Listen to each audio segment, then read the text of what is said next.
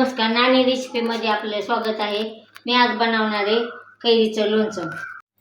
त्यासाठी आधी सगळ्यात कैऱ्या फोडून घ्यायच्यात। मी कैऱ्या फोडून घेतल्या। फोडून झालेल्या आहेत।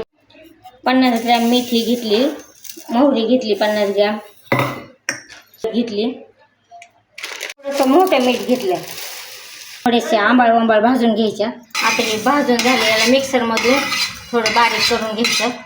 आता हे मेथी मोहरी दळून झालेले आहेत। आता हे आपण फोडलेल्या कैऱ्याच्या फोडीमध्ये असं मिक्स करून घ्यायचे, हळद मीठ सगळं एकत्र।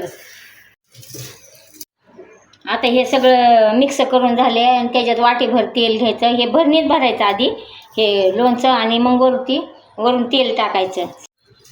भरणी घेतली, त्या भरणीमध्ये हे लोणचं भरायचं। भरणीत लोणचं भरून झाले, त्याच्यावरती एवढं वाटीभर तेल टाकायचं। तेल टाकले हे। आता हे तेल टाकलं, मी भरणीत मिक्स करून घेते।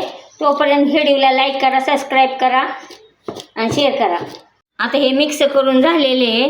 आता हे आपण मुराई ठेवू लोणचं। 4 दिवस हे मुरून दिले हे कैऱ्या मी लोणचं। आता बघा एकदम मस्त झालेले।